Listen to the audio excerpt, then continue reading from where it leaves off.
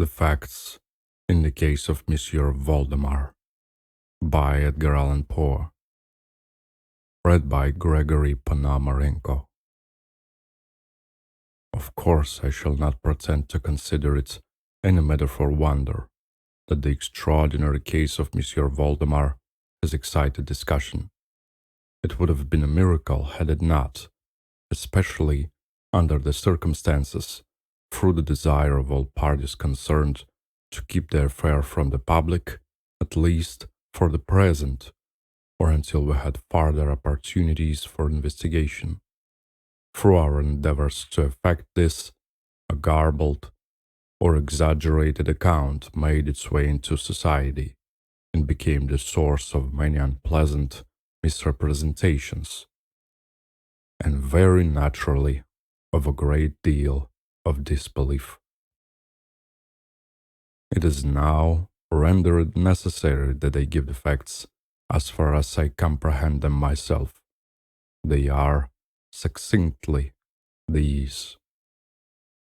My attention for the last 3 years had been repeatedly drawn to the subject of mesmerism, and about 9 months ago it occurred to me, quite suddenly, that in the series of experiments made hitherto, there had been a very remarkable and most unaccountable omission. No person had as yet been mesmerized in articula mortis. It remained to be seen first whether, in such condition, there existed in the patient any susceptibility to the magnetic influence. Secondly, whether, if any existed, it was impaired or increased by the condition. Thirdly, to what extent, or for how long a period, the encroachments of death might be arrested by the process. There were other points to be ascertained, but these most excited my curiosity, the last, in especial, from the immensely important character of its consequences. In looking around me for some subject by whose means I might test these particulars, I was brought to think of my friend, Monsieur Ernest Valdemar, the well-known compiler of the Bibliotheca Forensica, and author, under the nom de plume of Issachar Marx, of the Polish versions of Wallenstein and Gargantua. Monsieur Valdemar, who has resided principally at Harlem, New York, since the year 1839, is, or was, particularly noticeable for the extreme spareness of his person, his lower limbs much resembling those of John Randolph, and also for the whiteness of his whiskers, in violent contrast to the blackness of his hair, the latter, in consequence, being very generally mistaken for a wig. His temperament was markedly nervous, and rendered him a good subject for mesmeric experiment. On 2 or 3 occasions I had put him to sleep with little difficulty, but was disappointed in other results which his peculiar constitution had naturally led me to anticipate. His will was at no period positively or thoroughly under my control, and in regard to clairvoyance, I could accomplish with him nothing to be relied upon. I always attributed my failure at these points to the disordered state of his health. For some months previous to my becoming acquainted with him, his physicians had declared him in a confirmed phthisis.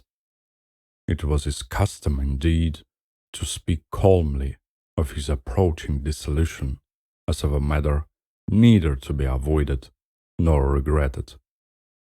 When the ideas to which I have alluded first occurred to me, it was of course very natural that I should think of M. Valdemar. I knew the steady philosophy of the man too well to apprehend any scruples from him, and he had no relatives in America who would be likely to interfere.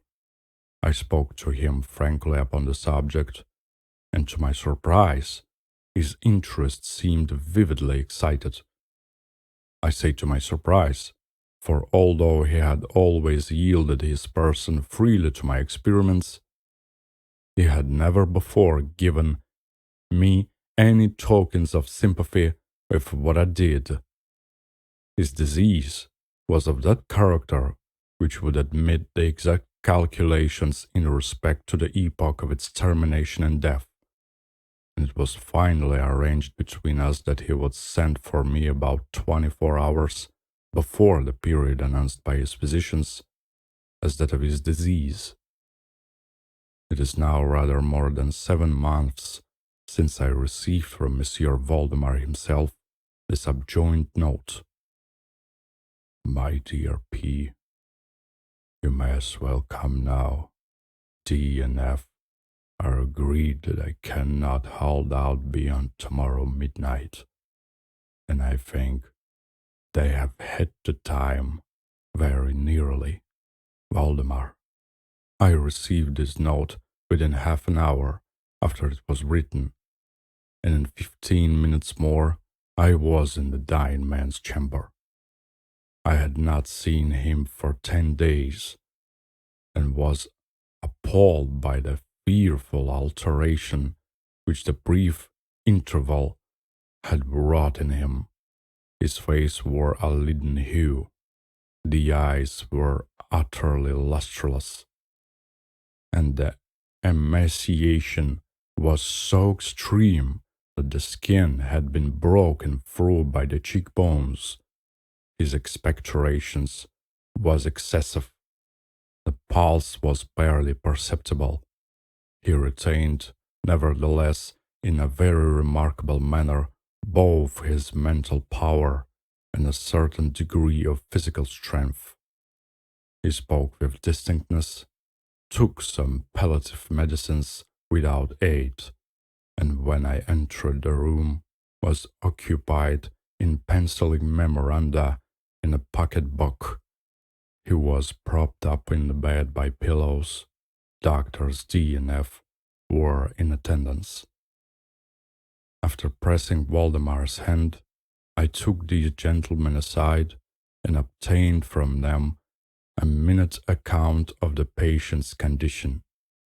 The left lung had been for 18 months in a semi-osseous or cartilaginous state, and was, of course, entirely useless for all purposes of vitality.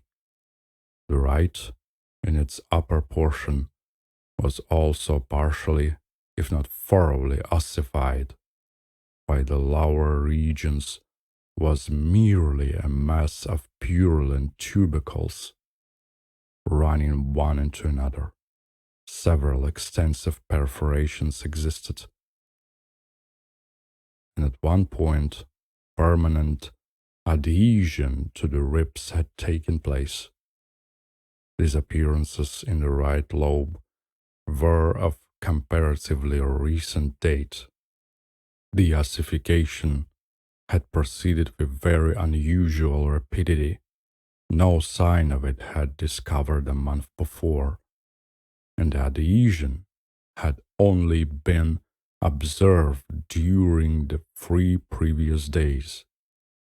Independently of the physis, the patient was suspected of aneurysm of the aorta, but on this point, the osseous symptoms rendered an exact diagnosis impossible. It was the opinion of both physicians that M.Valdemar would die about midnight on the morrow, Sunday. It was then 7 o'clock on Saturday evening.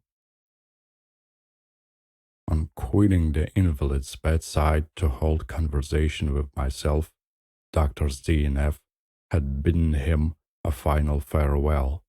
It had not been their intention to return, but at my request, they agreed to looking upon the patient about 10 the next night. When they had gone, I spoke freely with Monsieur Valdemar on the subject of his approaching dissolution, as well as more particularly of the experiment proposed.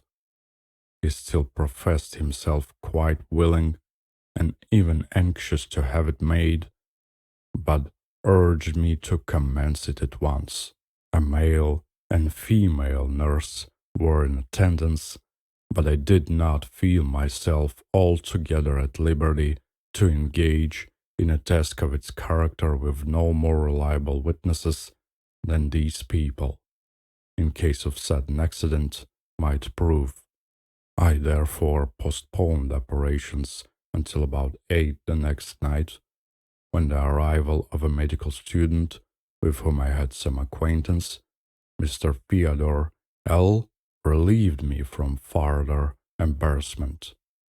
It had been my design originally to wait for the physicians, but I was induced to proceed first by the urgent entreaties of Monsieur Valdemar, and secondly by my conviction that I had not a moment to lose, as he was evidently sinking fast.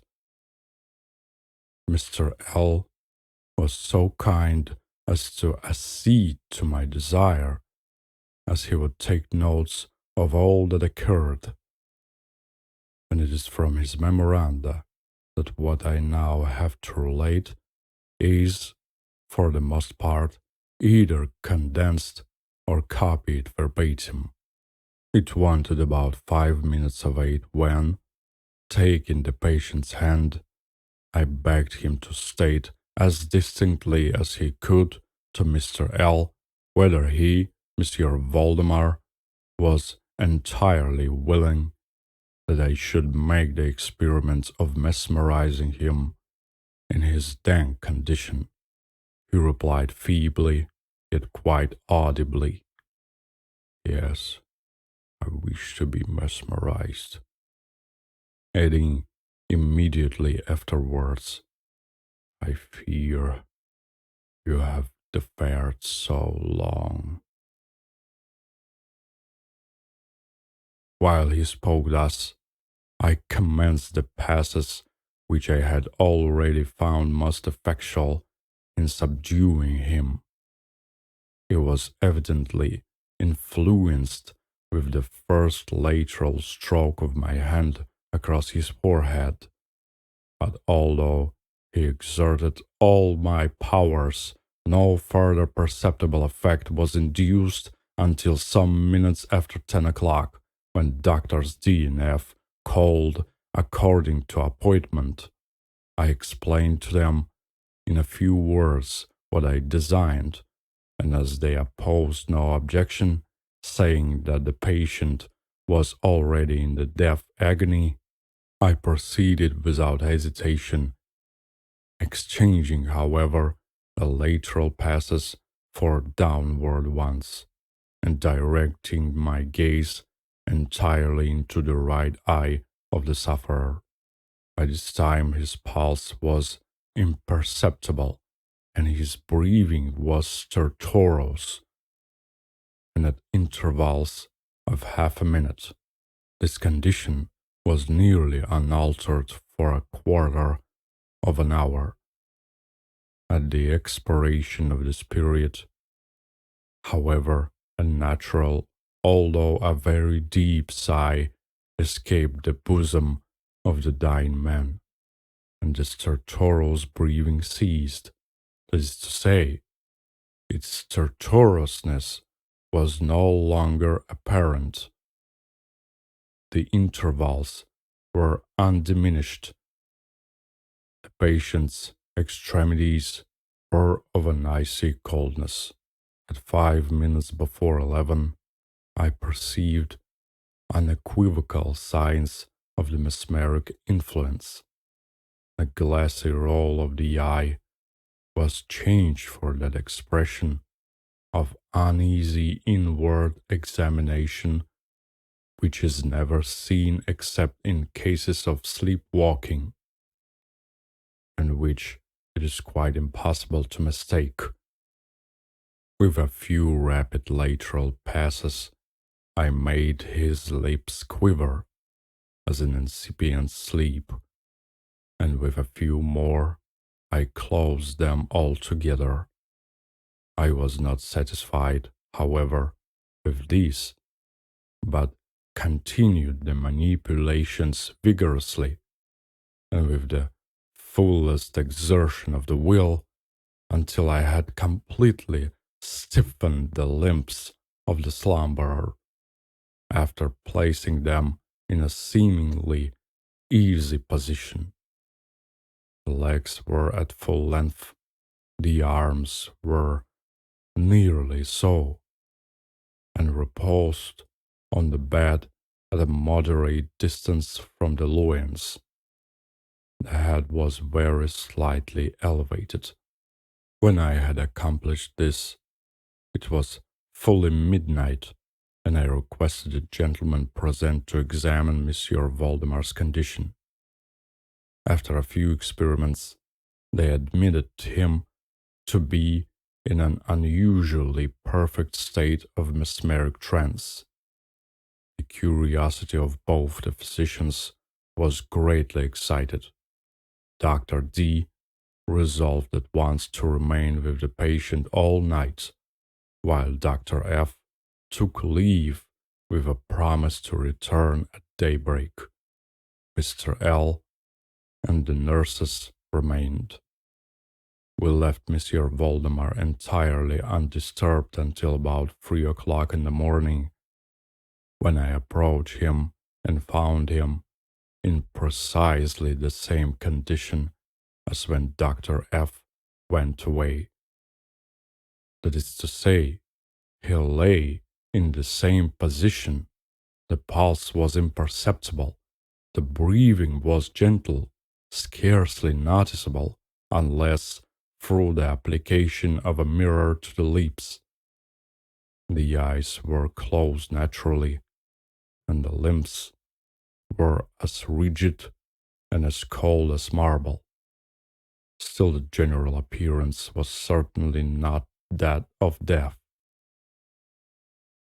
As I approached M. Valdemar, I made a kind of half effort to influence his right arm into pursuit of my own. As I passed the ladder gently to and fro above his person. In such experiments with this patient, I had never perfectly succeeded before, and assuredly I had little thought of succeeding now. But to my astonishment, his arm very readily, although feebly, followed every direction I assigned it with mine. I determined to hazard a few words of conversation. M. Valdemar, I said, are you asleep? He made no answer, but I perceived a tremor about the lips, and was thus induced to repeat the question again and again. At its further repetition, his whole frame was agitated by a very slight shivering. The eyelids unclosed themselves so far as to display a white line of a ball. The lips moved sluggishly, and from between them, in a barely audible whisper, issued the words, "Yes, asleep now. Do not wake me. Let me die so." I here felt the limbs and found them as rigid as ever. The right arm, as before, obeyed the direction of my hand. I questioned the sleep-waker again. "Do you still feel pain in the breast, M. Valdemar?" The answer now was immediate, but even less audible than before. "No pain. I'm dying." I did not think it advisable to disturb him farther just then, and nothing more was said or done until the arrival of Dr. F., who came a little before sunrise and expressed unbounded astonishment at finding the patient still alive. After feeling the pulse and applying a mirror to the lips, he requested me to speak to the sleep-waker again. I did so, saying, "Monsieur Valdemar, do you still sleep?" As before, some minutes elapsed ere a reply was made, and during the interval the dying man seemed to be collecting his energies to speak. At my fourth repetition of the question, he said very faintly, almost inaudibly, "Yes, still asleep, dying." It was now the opinion, or rather the wish, of the physicians that Monsieur Valdemar should be suffered to remain undisturbed in the present apparently tranquil condition until death should supervene, and this, it was generally agreed, must now take place within a few minutes. I concluded, however, to speak to him once more, and merely repeated my previous question. While I spoke, there came a marked change over the countenance of the sleep-waker. The eyes rolled themselves slowly open, the pupils disappearing upwardly, the skin generally assumed a cadaverous hue, resembling not so much parchment as white paper, and the circular, hectic spots which hitherto had been strongly defined in the center of each cheek, went out at once. I use this expression because the suddenness of their departure put me in mind of nothing so much as the extinguishment of a candle by a puff of the breath. The upper lip, at the same time, ripped itself away from the teeth which it had previously covered completely, while the lower jaw fell with an audible jerk, leaving the mouth widely extended and disclosing in full view the swollen and blackened tongue. I presumed that no member of the party then present had been unaccustomed to deathbed horrors, but so hideous beyond conception was the appearance of Monsieur Valdemar at this moment, that there was a general shrinking back from the region of the bed. I now feel that I have reached a point of this narrative at which every reader will be startled into positive disbelief. It is my business, however, simply to proceed.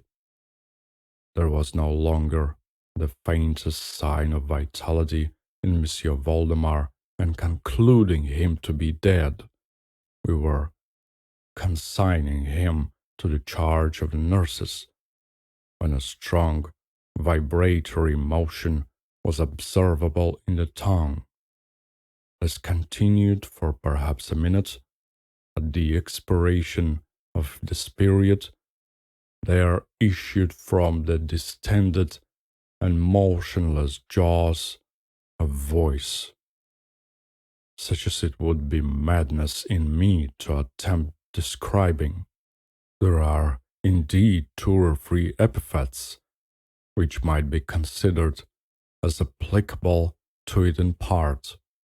I might say, for example, that the sound was harsh and broken and hollow, but the hideous whole is indescribable, for the simple reason that no similar sounds have ever jarred upon the ear of humanity.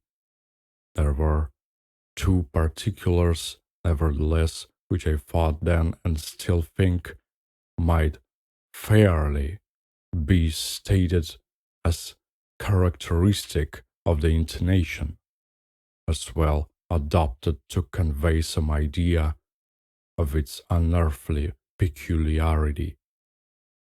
In the first place, the voice seemed to reach our ears, at least mine, from the vast distance or from some deep cavern within the earth. In the second place, it impressed me, I fear indeed, that it will be impossible to make myself comprehended, as gelatinous or glutinous matters impress the sense of touch. I have spoken both of sound and of voice. I mean to say that the sound was one of distinct, of even wonderfully, thrillingly distinct syllabification. M.Valdemar spoke, obviously, in reply to the question I had propounded to him a few minutes before. I had asked him, it will be remembered, if he still slept. He now said, "Yes, no, I have been sleeping. Now, now, I am dead." No person present even affected to deny or attempted to repress the unutterable, shuddering horror which these few words thus uttered were so well calculated to convey. Mr. L., the student, swooned, and nurses immediately left the chamber and could not be induced to return. My own impressions I would not pretend to render intelligible to the reader. For nearly an hour we busied ourselves silently, without the utterance of a word, in endeavors to revive Mr. L. When he came to himself, we addressed ourselves again to an investigation of M.Valdemar's condition. It remained, in all respects, as I have last described it, with the exception that the mirror no longer afforded evidence of respiration. An attempt to draw blood from the arm failed. I should mention, too, that this limb was no farther subject to my will. I endeavored in vain to make it follow the direction of my hand. The only real indication, indeed, of the mesmeric influence was now found in the vibratory movement of the tongue. Whenever I addressed M.Valdemar a question, he seemed to be making an effort to reply, but had no longer sufficient volition. To queries put to him by any other person than myself, he seemed utterly unsensible, although I endeavored to place each member of the company in mesmeric rapport with him. I believe that I have now related all that is necessary to an understanding of the sleep-waker's state at his epoch. Other nurses were procured, and at 10 o'clock I left the house in company with the two physicians and Mr. L. In the afternoon, we all called again to see the patient. His condition remained precisely the same. We had now some discussion as to the propriety and feasibility of awakening him, but we had little difficulty in agreeing that no good purpose would be served by so doing. It was evident that, so far, death, or what is usually termed death, had been arrested by the mesmeric process. It seemed clear all that to awaken M.Valdemar would be merely to ensure his instant, or at least his speedy dissolution. From this period until the close of last week, an interval of nearly 7 months, we continued to make daily calls at M.Valdemar's house, accompanied now and then by medical and other friends. All this time, the sleeper-waker remained exactly as I have last described him. The nurse's attention were continual. It was on Friday last that we finally resolved to make the experiment of awakening, or attempting to awaken him, and it is the, perhaps, unfortunate result of this latter experiment which has given rise to so much discussion in private circles, to so much of what I cannot help thinking unwarranted popular feeling. For the purpose of relieving M.Valdemar from the mesmeric trance, I made use of the customary passes. These, for a time, were unsuccessful. The first indication of revival was afforded by a partial descent of the iris. It was observed as especially remarkable, but this lowering of the pupil was accompanied by the profuse outflowing of a yellowish ichor from beneath the lids, of a pungent and highly offensive odor. It was now suggested that I should attempt to influence the patient's arm. As heretofore, I made the attempt and failed. Dr. F. then intimated a desire to have me put a question. I did so as follows: M.Valdemar, can you explain to us what are your feelings or wishes now? There was an instant return of the hectic circles on the cheeks.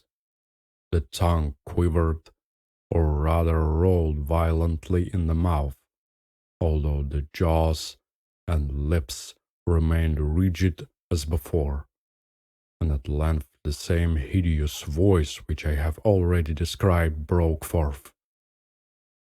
For God's sake, quick, quick, put me to sleep, or quick, waken me, quick, I say to you, that I am dead.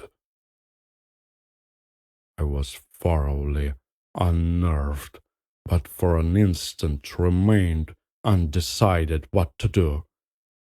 At first I made an endeavor to recompose the patient, but failing in this through total abeyance of the will, I retracted my steps and as earnestly struggled to awaken him.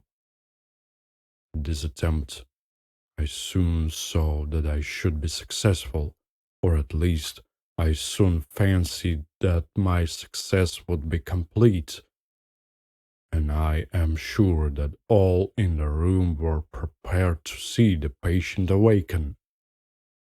For what really occurred, however, it is quite impossible that any human being could have been prepared.